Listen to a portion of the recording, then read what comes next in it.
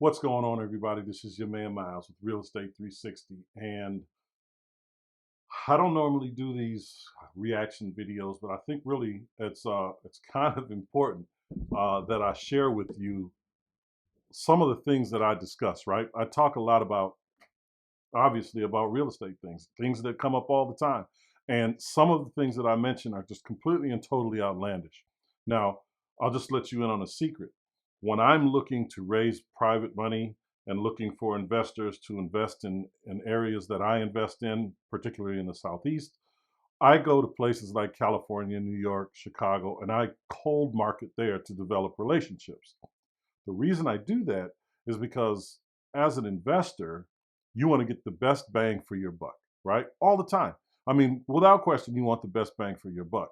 Investing in places like New York, California, Miami, um, parts of Chicago, most of Chicago, for not because of cost, but because of, the landlord-tenant relationship issues. A lot of that is in the Midwest, but specifically in these extremely expensive areas.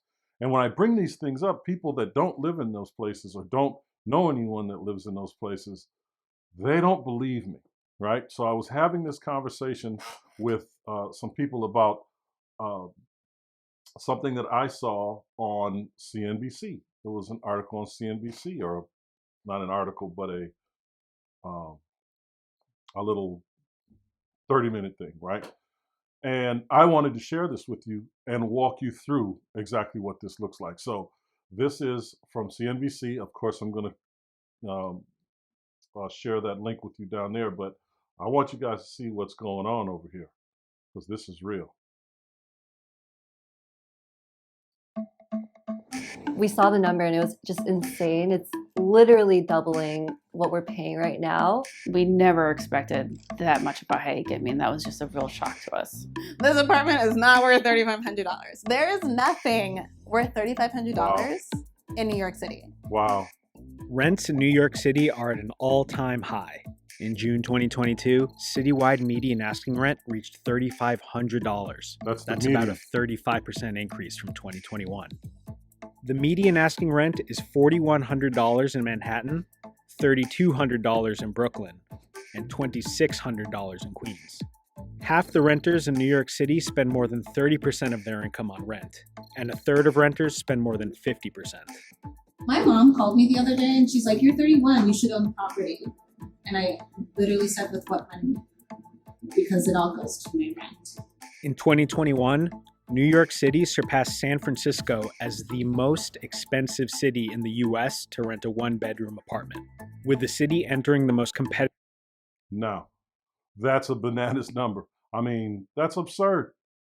San Francisco is ridiculously expensive. Anyone who's been out to San Francisco, you know exactly what I'm talking about. It's insane out there. So for New York to surpass that, man, it's incredible. Competitive rental market in a decade, affordable housing is increasingly hard to find. I'm going to filter for 2 bedrooms, which is what I'm living in right now, for $2,250, which is what I'm paying right now in my current neighborhood, and there's nothing, literally no matches. Some renters who got pandemic discounts are seeing their rent increase by at least 30%. Wow. For market rate apartments, rent increases aren't regulated, meaning landlords can charge as much as they think they can get on the open market. My name is Casey Cleary. I'm 39 years old, and my rent went up $700. My name is Thelma Rose Anon. I'm 32, and my rent increased $1,100. Wow. My name's Ernestine Sue. I'm 23 years old, and my rent increased by $2,100. That's crazy. $2,100 increase year over year. Okay, that means a month ago she was paying $2,100 less than she's being asked to pay right now for the same apartment.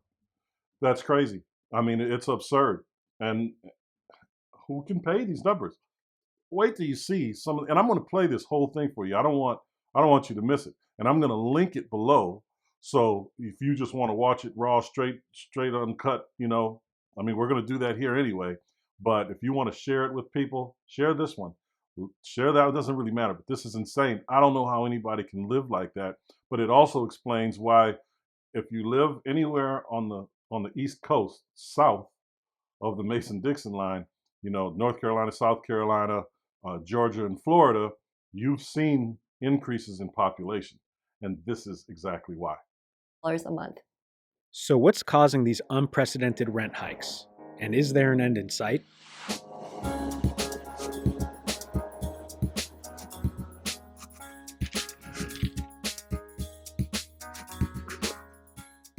New York's been expensive for a very long time, and that has to do with demand, right? People want to live here. I saw an episode on Oprah with my mom about making a vision board. So I made one when I was 17 before college, and I had New York on there, Manhattan. Everything's here. You have all walks of life. Anything you want, any cuisine you want. That's you have true. Broadway, museums, everything. That's true. Couple that with persistently low housing supply, and you have a recipe for extremely expensive city. After the pandemic hit in March 2020, New York City's population dropped by about 340,000. Renters are fleeing New York City, leaving a record number of empty apartments in Manhattan. And as vacancies rise, rents are dropping. During this period, rental inventory reached levels not seen in over a decade. The last time rents in New York had such a significant drop-off was during the 2009 financial crisis. When the pandemic happened, a lot of us millennials, Gen Z, we kind of laughed that we are finally able to afford to live in the city that we love so much. And you know what about that? I spend a lot of time in New York for a lot of different reasons. When the pandemic hit, of course, crime went crazy there. You heard stories about people doodling on the sidewalk and leaving it there. People had to step over it. The streets smelled like urine all the time. There's rats everywhere. That is New York, and those things were happening. So for people that were living there, especially during the pandemic, when New York just closed down, California just closed down. But New York is a city that needs that activity because there's tourism. I mean, it's the culture of the city. It's truly a living, breathing organism. So when it ceased to exist, when the powers that be, the government said, nope, you can't go anywhere. You can't do anything. You can't work out. You can't get a haircut. You can't go out to eat. You can't go grocery shopping. Of course, you did that anyway. It was an essential thing. But the shelves were pretty much bare. People were like, screw this. We're out of here. And they got out of there. Now, those are people that were of a certain age, a little bit older, kind of sick and tired of all the madness. They don't want these governmental controls and regulations over them. And the millennials that were just coming from all over the country that had just gotten there, like she's talking about, they felt like they owned the city for about a year and a half, and because they could afford to live there now.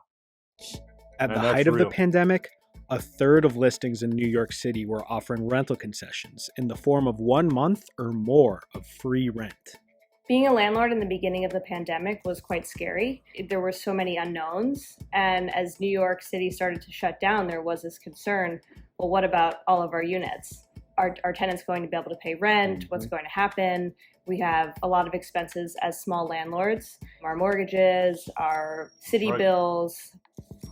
Ernestine. And that put a lot of people out of business, the pandemic, because people weren't paying rent. Why weren't people paying rent? People weren't paying rent because they couldn't afford to pay rent. They couldn't go to work. They couldn't make any money. And those checks that the government was coming out, which was supposed to go towards, people's rent and bills and things like that, people weren't doing that. Most people, of course, there were some people that were taking care of their obligations, but the money they were getting from the government was, for a lot of people, a lot less than they were already making. So they couldn't make it on that. But people were buying TVs. They were traveling. I could tell you in one of my apartment buildings, people were having barbecues every week.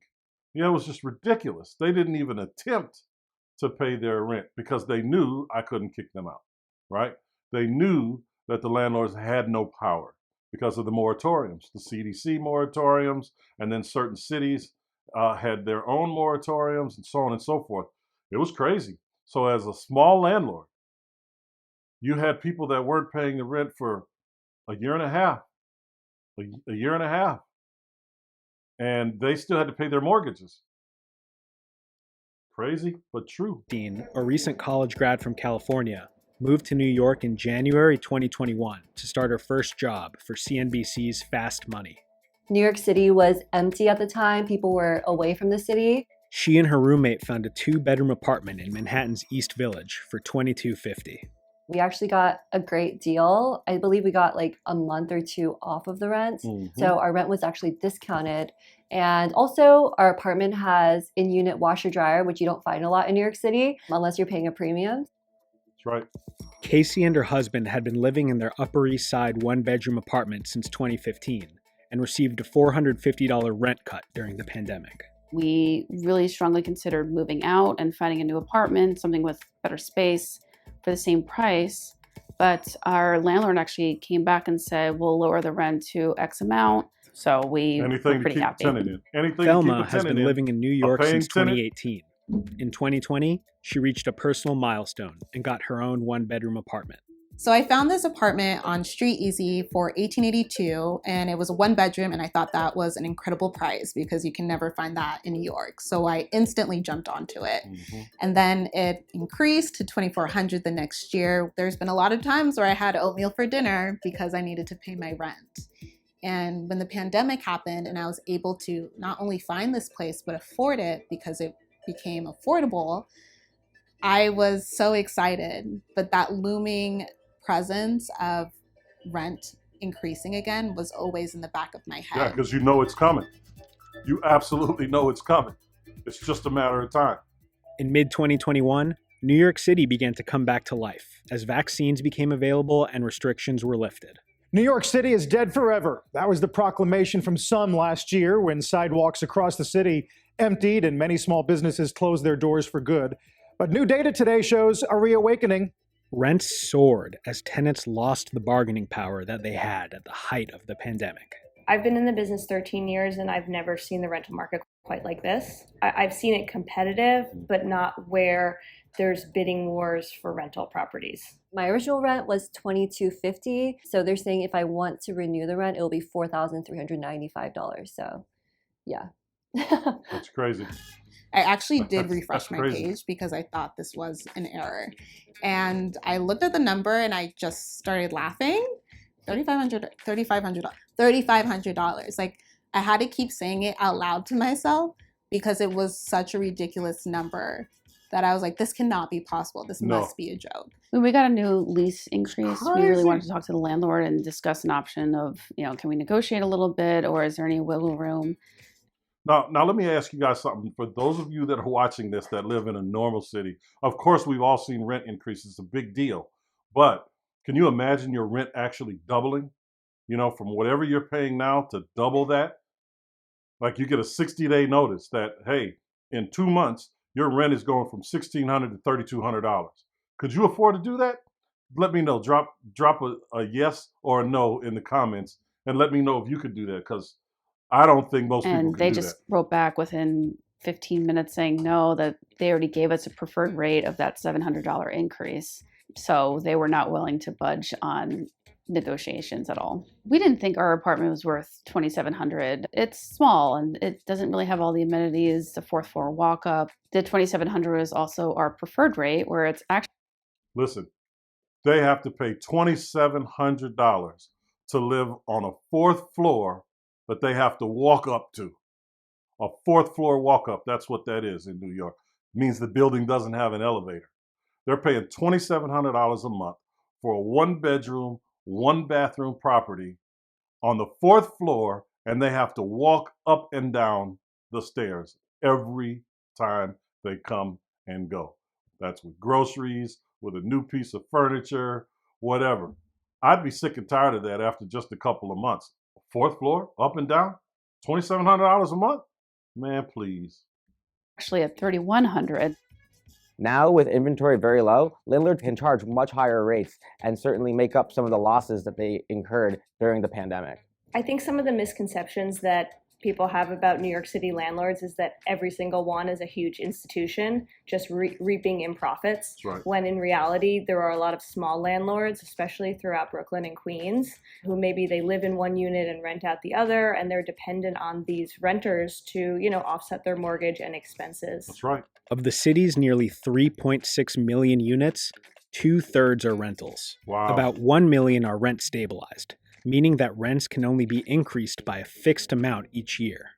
But even those lucky enough to be living in rent-stabilized units are seeing larger than usual rent increases. In June 2022, the New York City Rent Guidelines Board approved a 3.25% increase on one-year leases and a 5% increase on two-year leases.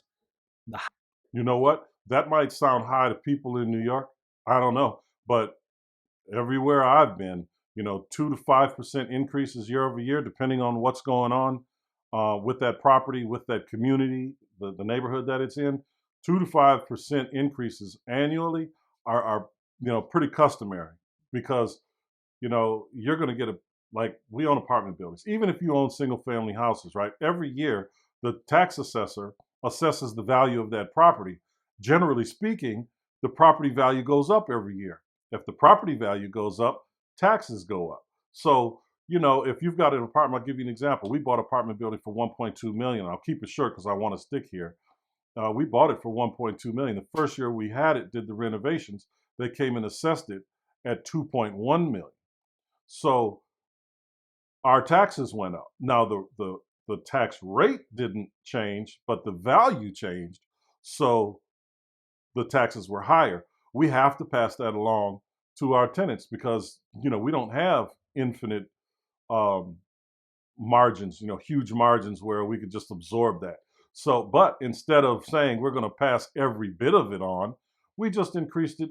In our case, we only increased it 2%. But we're consistently doing a 2% increase year over year over year. This year we didn't do an increase. Everyone in 2022 who lived in one of the properties that we control and manage didn't see an increase when their lease was up. It was the same amount. That's because of the cost of living, right? So we do have enough room in there because we're feeling the pinch as well. If these people are paying rent, we already know how tough it is. We know how tough it is. Everything costs so much more. If you can get a break just for 1 year, and I know that there are a lot of landlords out there that could have done it, but opted not to do it because they saw that they can get more in the market. But you gotta let people live. You gotta let people live. Highest rent hike in nearly a decade.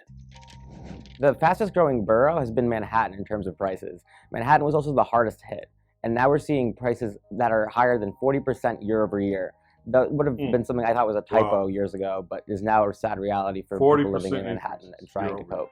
If I'm already checking off the boxes of what makes a great tenant, I have a full-time job, I make over 6 figures, I'm single, quiet, and I can't even afford to live here, who is the housing market for? So right when we received the lease renewal in the mail, we just knew immediately we're not going to do this. We actually found a great one that we liked. It was over in Kew Gardens in Queens. We started to put an application in, and later that day I was laid off from my position and my role. And anybody that knows New York City, you need proof of gotta have all that paperwork, an offer letter, pay stubs. Gotta have that paperwork. At that point I didn't have any of that. Gotta have that Casey paperwork, and her husband left their Upper East Side apartment and moved into an Airbnb in the Bronx. We thought that was the best choice for us because it allowed for a lot of flexibility. They do offer short-term leases, which was really nice. It was almost like a sublet. We said no to $700, and we did think about that, but I think in retrospect, I would have done a little bit more research and looked for different apartments and just had a little bit more effort into making a decision before we actually just said no to our landlord. We realized that after it was all said and done, the Airbnb itself really cost just about as much as the rent increase would have been at that $2,700. As I apartment hunt, I grow frustrated because I see very blatantly the benefits of what boroughs have and what other boroughs don't. Right. Like, what do I give up? Do I give up having access to be able to get food easily, or do I give up being able to walk to a doctor? Do I give up my safety because some neighborhoods are safer than others? Now, I got to say this, in New York, this is a real thing. For any of you that lived in New York, stayed in New York for any elongated period of time, grocery stores aren't all over the place, and a lot of people, especially when you live in the city, they don't have cars. So it's taxis and Ubers everywhere, right? And they're, it's costly. So most people shop at their little corner stores, the little bodegas. You know what I mean? They get there, they have the little vegetable market here, meat market there, and they go from place to place on their walks to get the things that they need to get. Them big grocery store runs, they don't happen that often, and you got to plan for them because they're not going to be close to you. And for people like her who are walking and Ubering everywhere, these are things that you have to pay attention to. It's not necessarily a food desert. It's just that there aren't grocery stores every 5 miles like there are, or every 3 miles like there are in a lot of other places, right? That just isn't. So you got to know that. Those are things that are very, very important when you move to a place like New For York. a whole week, I was just breaking down, looking at the prices. One night, I literally called my mom and I was like, Mom, I feel like a failure. I can't even afford living in the city. We've already put in one deposit, so ideally we don't go past another one. Is the agent here yet? Could you picture a full bed in here with your desk? Yeah, I feel like my desk would fit 2-bedroom, here. 1 bath, And then like, 4,400. I could have a full bed, Man, but then like, I need something for my closet. Look at that place. I love it, but I don't know if I can afford it, honestly. So my roommate and I saw 3 or 4 apartments before finding the one that we have now, that we just got approved for, and that process was insane. We actually applied to apartments that we didn't even know if we wanted to live in, just for backup, for safety, because it was just so competitive. There was even an apartment where we had to put in a $1,000 deposit just for our application to be considered. Did you hear that? Put down a $1,000 deposit just so your application be considered. Now, I know people are fussing when they got to pay $35, $45, $50, $60 for application fee. $1,000 deposit? Come on, man. That's crazy. Come on. As a real estate agent throughout, Manhattan, Brooklyn, and Queens, we're seeing that apartments are on the market for less than a week, and they would be rented at the first showing or first open house. The fastest listing that I had rented was in Bed-Stuy, and it had a backyard. It was a 2-bedroom rental with a backyard. We had previously rented it for $2,700. We put it on the market for $3,000, and we had close to 75 people at the first open house, and it rented that day, and I think it rented for $3,600. Wow. Another challenge for New Yorkers is the requirement that they earn 40 times the rent when applying for an apartment. Hold on. With the median asking rent in Manhattan around $4,000, that means the minimum income to qualify for an apartment at that price is $160,000. You hear the that? median household income in New York City is $67,000. Do you hear that? In order for you to qualify for a property in Manhattan, you have to earn 40 times the rent. 40 times the rent. Now, this is what I talk to people about. I was sharing that tidbit with people, and they simply did not believe me. They did not believe me. They thought I was lying, which is why I'm doing this video in the first place. Wait till you hear the next part of this. This is absolutely crazy. It's nothing. If an applicant doesn't meet this requirement, they need to find a guarantor who makes at least 80 times the rent to co-sign their lease. So my roommate and I toured this apartment. If you don't qualify for it, you need to get a guarantor, somebody that makes 80 times the rent. 80 times the rent. Man, that's crazy. That's crazy. It was $4,800 for 2 bedrooms and 1 bathroom in downtown Brooklyn.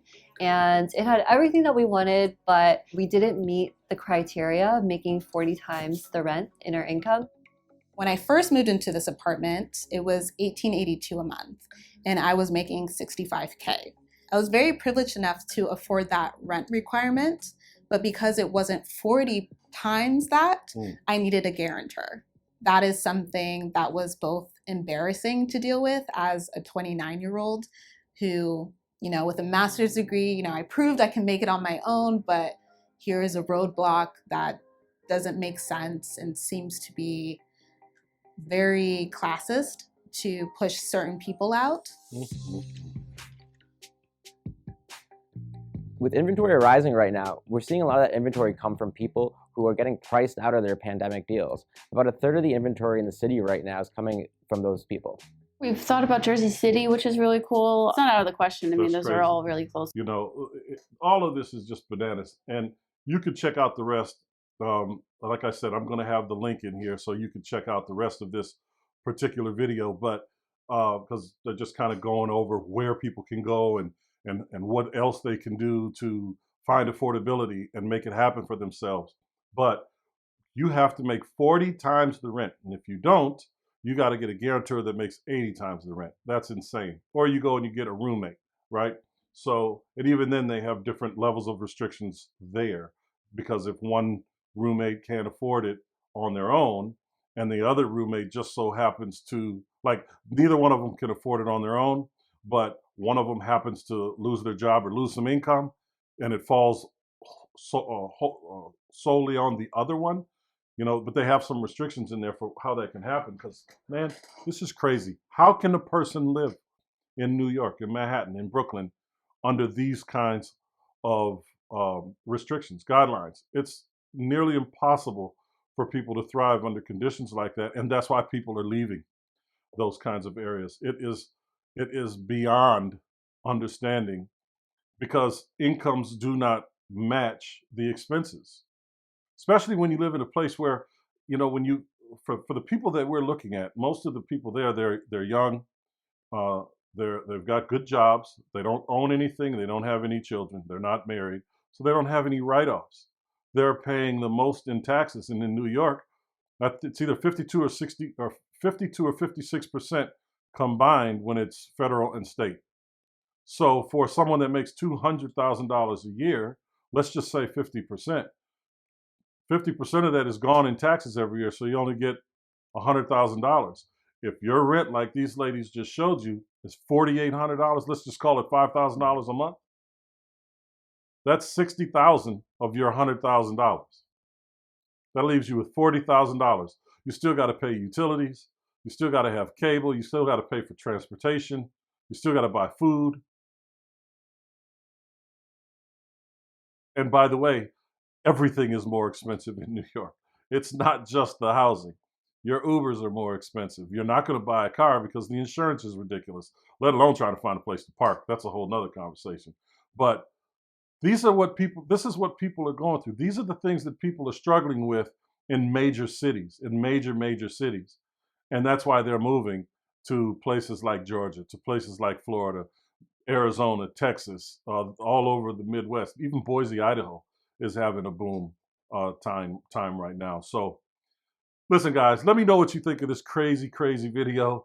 I'm going to, again, put the link in here if you want to watch it, share it. But please share this with people. If you're involved in real estate, this is why. If you're raising money, this is why you go to New York, because your investments in the Southeast or in the South, anywhere where people live in reality, people have money now that they want to put to work, and there's going to be more money in the sidelines. And I wanted to share this with you for two reasons. One, to show you that this is really happening. Two, to drop that little secret, that little gem. If you're someone that's raising money or thinking about raising money, these are the places that you go to develop relationships, because they want to put money in places where they can get higher rates of return, and they're just not getting it in New York. This is your man Myles for Real Estate 360, and thank you so much for taking the time to watch this. I'll see y'all on the next video. Peace.